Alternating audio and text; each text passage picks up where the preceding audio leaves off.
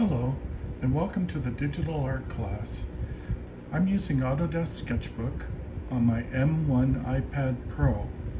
This is going to be a tutorial or an instruction in digital art doing a simple landscape. So it's just a basic landscape. It's going to involve some a blue sky, some trees, a bit of a mountainous background, rolling hills kind of thing, and some foreground. Fairly straightforward, not too complicated. So I'll begin by laying in, I've got a large spray brush right now. I'm just going to begin to lay in some of the sky, and you can see that I'm separating my strokes going across here. And the reason for that is although I do want good coverage, and I am doing the entire area for right now because I'm going to cover this over anyway. The reason why I'm doing this is because I do want some sections of white in here. Not a lot, just a little. And the reason for that is because I'm going to use that to my benefit in a couple of minutes. I'm going to be using those little areas of white to lay in some cloud formations. So I've got basically a good portion of the canvas covered now. So at this point, what I'm going to do is I'm going to change my color, and I've got some colors picked out here. I've got a color palette I've already pre-made, and so I'm going to go with a little bit darker color here, more of a greenish. And I'm going to change my brush. I'm going to put in this scatter brush, and I'm going to keep my opacity at about 60% and keep the brush about 50%, give or take. And I just want to put in, actually I want to create a new layer.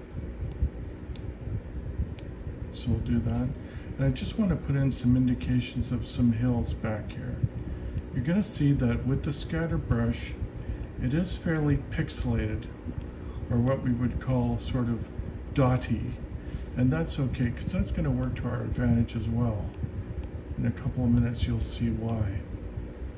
I'm just sort of laying in where I think the rolling hills will be. There we go. And I'm just going to shoot across here and get a general sense of the where I want it to be included. I'm going to go a little bit larger on the brush, and I'm just going to lay in some shape and stroke and whatnot, just to give it fill it in a little bit. And I'm working with some sort of line intent, as I like to call it, because these light and dark areas I'm going to enhance later on. So I'm not filling the whole thing in, such as I could with a bucket fill tool. I'm just being fairly sporadic here. And these little light and dark areas are going to work to my advantage in a couple of seconds. I'll show you how.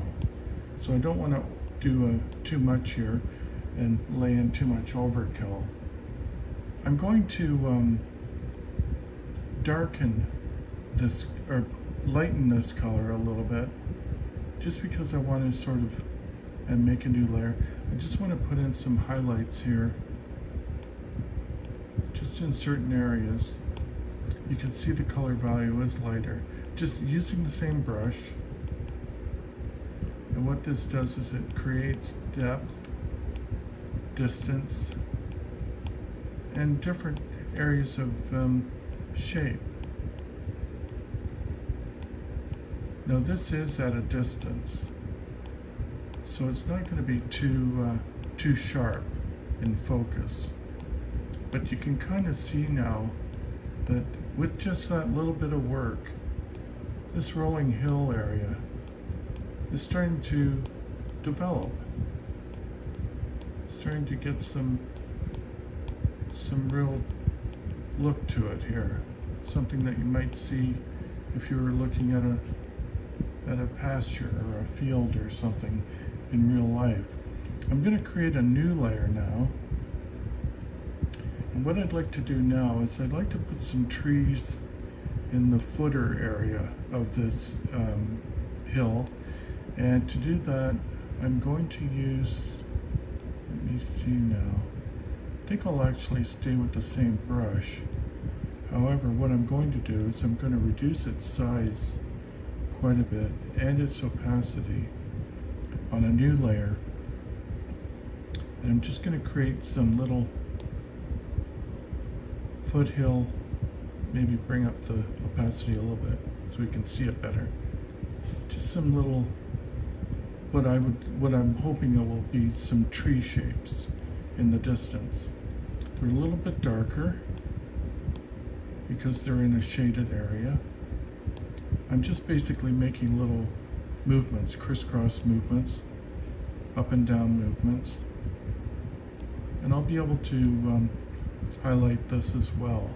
But I'm not really looking for a whole lot of detail here. I'll come in here from the other side. Not a lot of detail is going into this. I can work the detail with when I highlight this area. And I'm not too worried about this area down here where it's rough. That's going to be, I'm going to take care of that with some blurring brush motion and also with my footer color when I add my footer color in. Maybe do a little bit more over here. Actually take it up a little bit so the trees are a little more accentuated here on the ends, each end. In fact, I kind of like that, so maybe I'll add a bit more. Just give it that sort of a little bit more of a distinctive shape to it. That some things are happening back in here. And again, we'll highlight these in a couple of minutes. Not too much, just enough. Just enough to sort of keep them distinct. So, with that, I'll go into a lighter, use this green here, go into a lighter green, new layer, and I'm just going to go on top here and increase to 100% of opacity. I'm just going to sort of rough in little areas here and there. Not too worried about fine detail because this is all happening far out in the distance. So it's not going to be really, it's just going to be there. It's not going to be prominent in the overall piece whatsoever. So with that, I'm going to now create a new layer. And on my new layer, I'm going to introduce my footer area color. And I've got that here, but I'm just going to lighten it up a little bit. To about there, maybe to about here. And I'm going to go back to my airbrush on a new layer, and I'm going to do a sweeping motion across like so.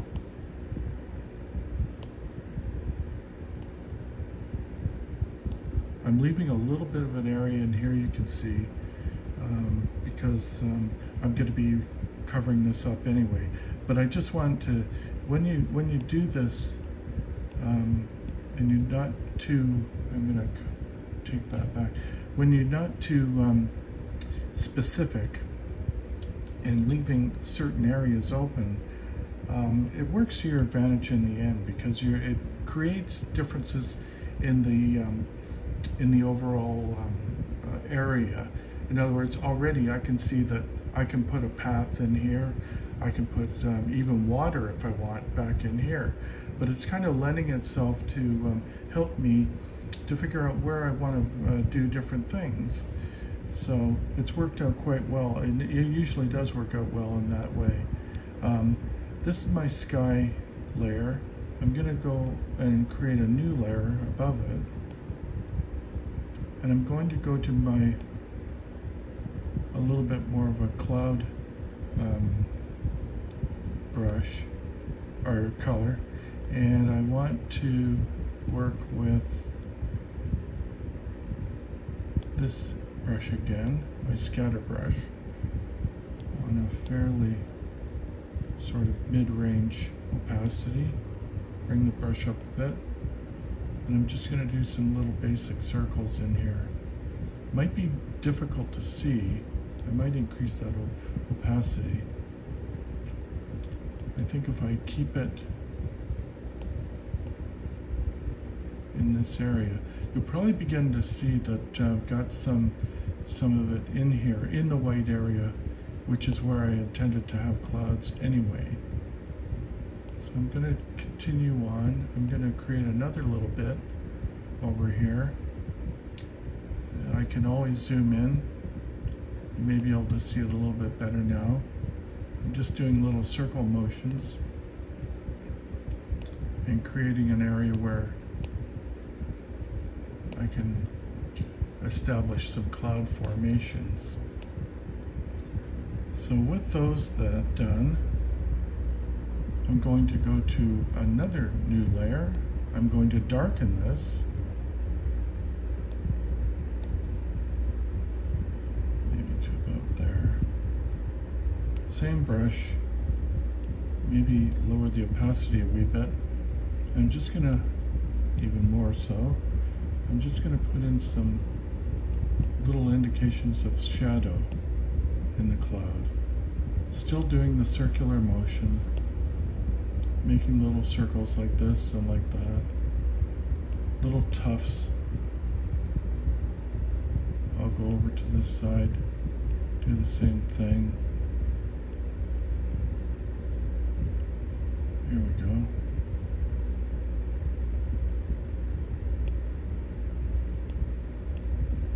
Nothing too major, nothing too major.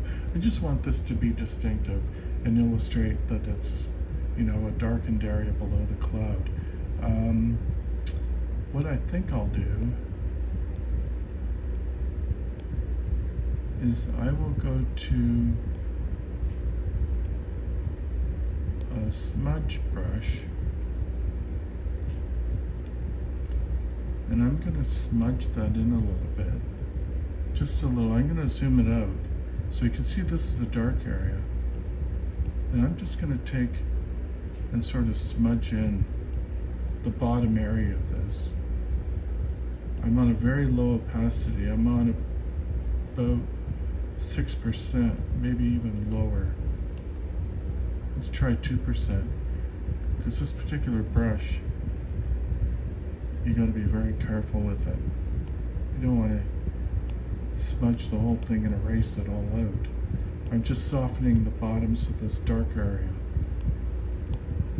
I can intensify them as well, but if I pull it way back, you can kind of see now the cloud formation is in there. I may change this area in here and add more blue to it, but because I've got everything on a different layer, all these colors and shapes on different layers, it enables me to go in and target any particular layer and change it and alter it. Here we go. Now what we're going to do next is, you can see these light areas in the back of the rolling hills here.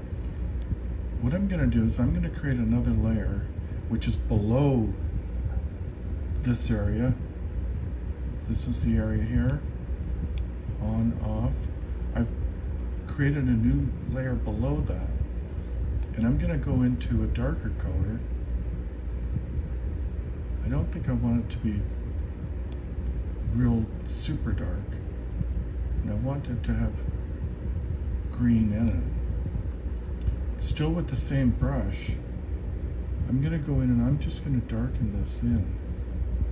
Maybe get a bit more opacity on here, up to about 70%. And I'm just going to redefine the edges here. And this is all underneath this main hill area as well. So I can remove it, I can change it, I can do whatever I want with it.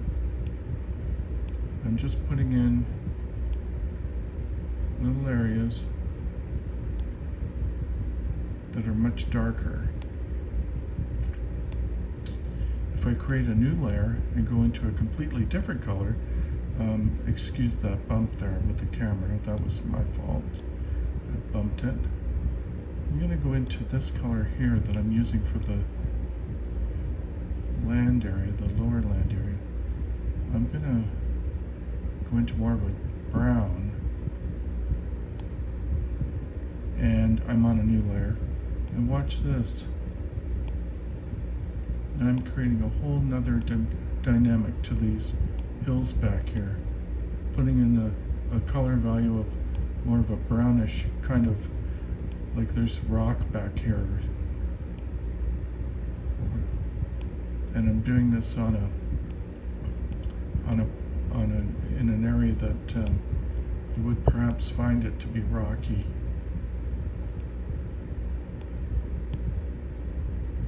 So I'm just doing some basic shapes here.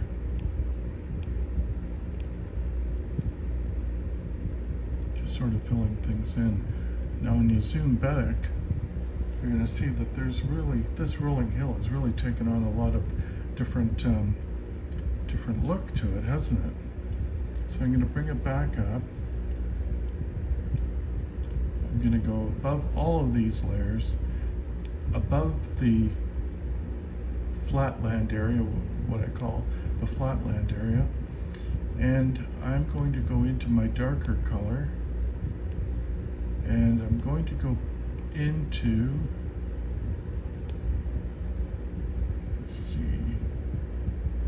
my brushes here. This is basically a flat brush.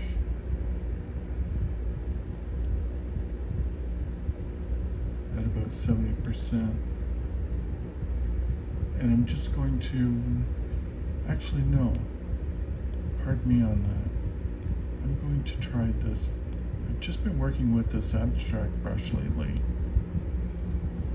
and it has interesting qualities. I normally wouldn't use this for this type of thing, but I'm going to put in some trees, and I just want to see how it reacts when I go to put in some trees. This is very dark, so I'm going to lower the opacity.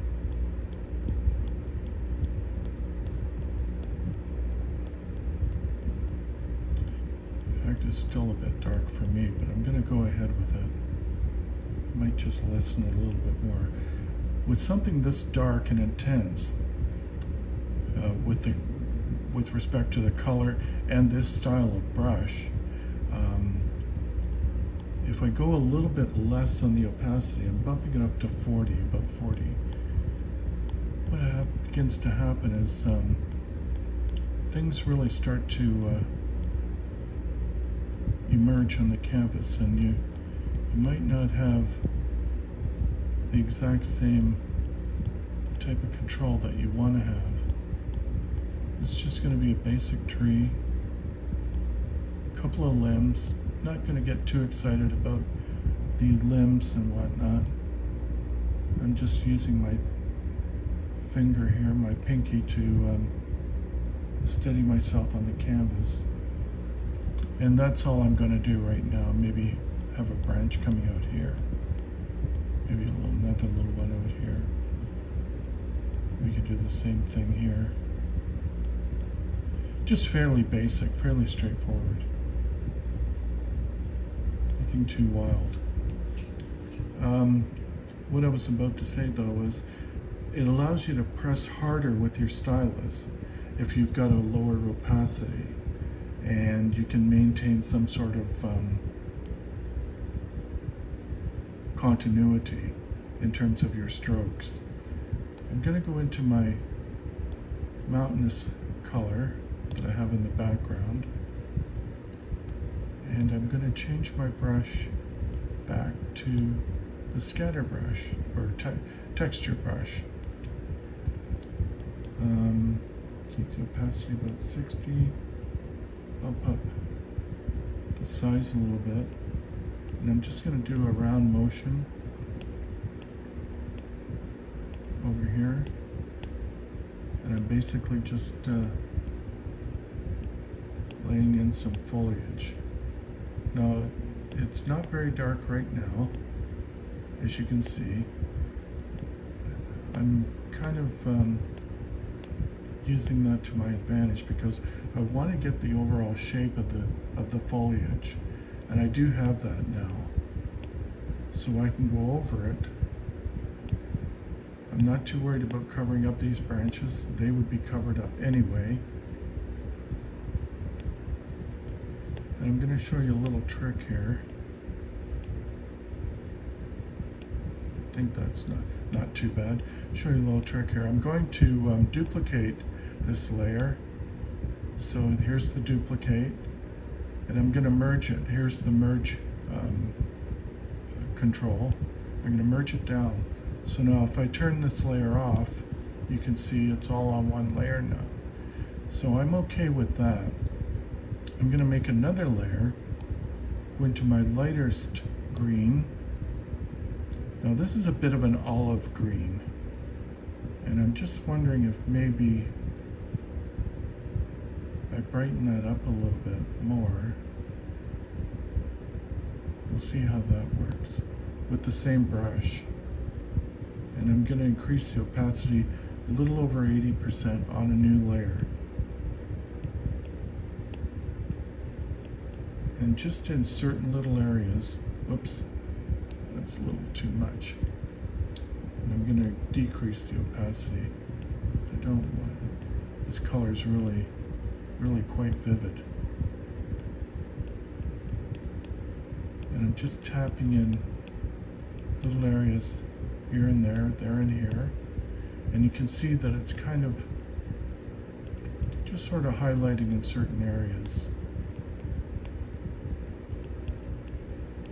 Now something I can do too is I can duplicate this layer here, make it even darker, and I think what I might do is I might change the color balance. So I might introduce a little bit more green into it. Click done.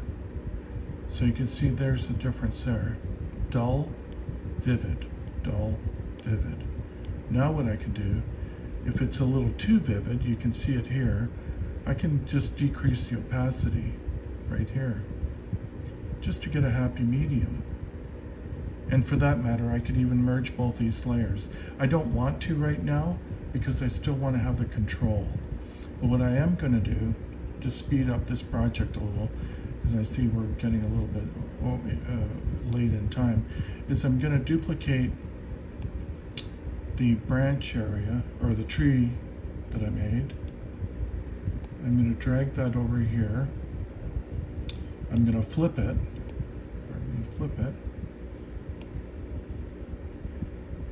I'm going to click done, and I'm going to get my eraser tool.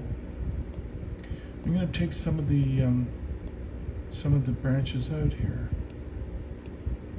Where are we here? Spotter shape.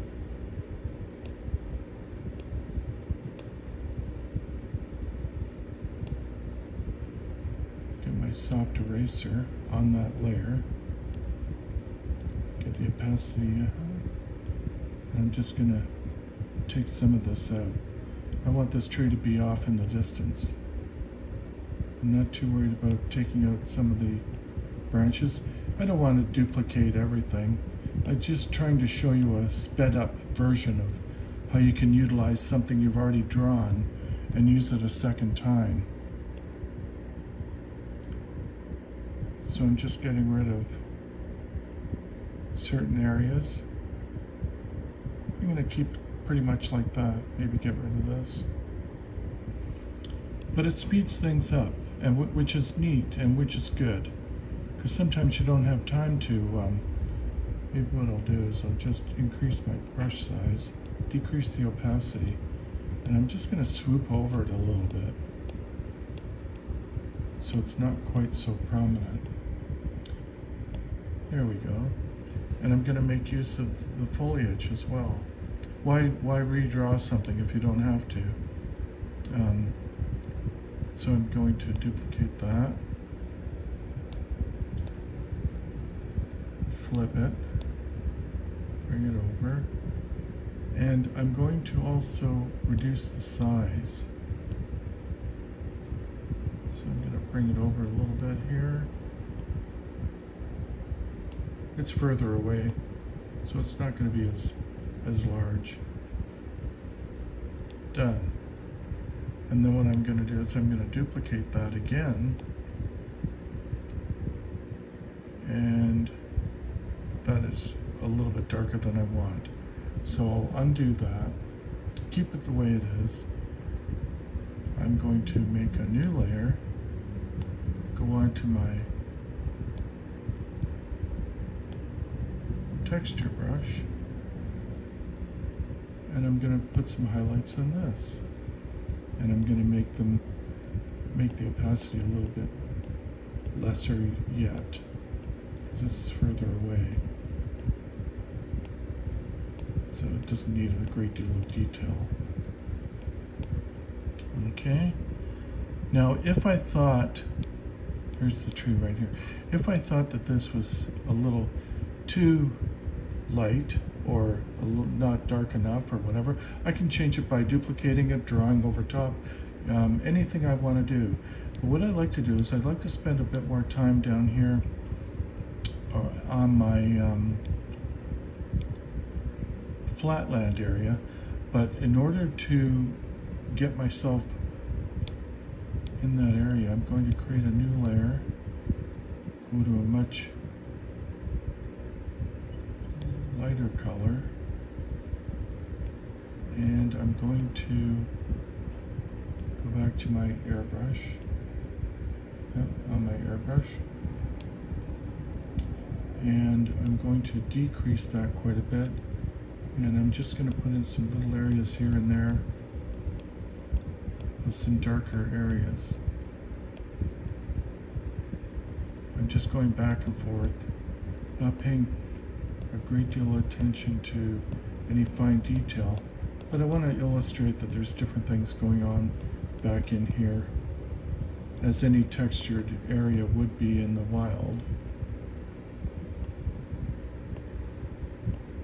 So it's coming together quite nicely here.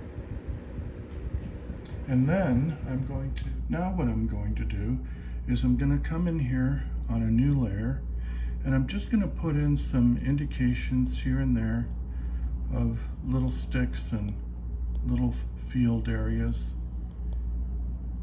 that might be, I'm going to go a little bit lower on my opacity here, that might be near the trees. This kind of defines this area a little bit better. Makes it seem a little more together and natural. I might even go a little bit smaller on the brush. And similarly with this one, this tree back here, I'm just gonna lay in a little bit of, lay in a little bit of ground area or dirt area that might be near the tree. Just get something in there, go a little bit wider on the brush.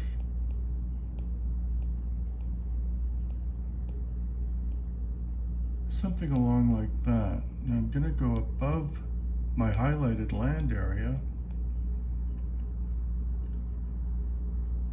with this land color, and I'm going to change my brush to the scattered texture brush, and I'm going to reduce that a little bit. I just want to come in behind here. Actually, that'll be in front. Yeah, that's right. Okay, and I'm just going to lay in some areas back in here just to define the break between the lower trees in the back area, and the forward ground color. And I'll pull this out to the side. And what I think I'll do is I'll go back to this color here, reduce my brush a wee bit, and the opacity. And I'm just going to lay in a bit of highlight here under these darkened areas, just to give a little bit more detail to the ground.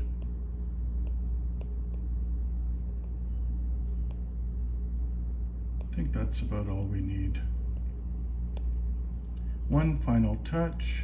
I'm going to go above this layer, create a new layer,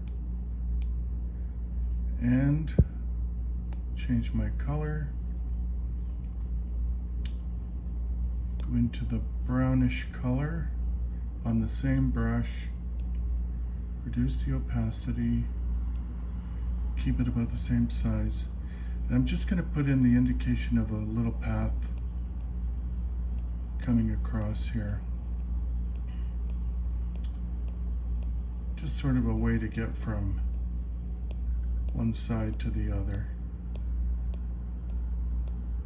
Just going back and forth here a little bit, pressing a little harder as I get closer, because this will be a lot darker in this area because it's closer to us.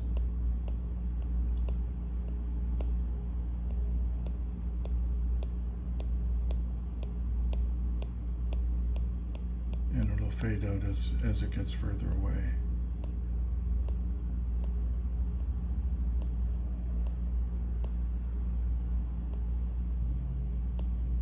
There we go. And I think what I might do to that is I'm going to get my smudge brush and just lightly go over the edges of this. And as you can probably tell right away, this is taking some of the distinctiveness out of the sides of the pathway, just sort of blurring it in a little bit. This pathway's been here for a long time, so it's not going to be overly detailed.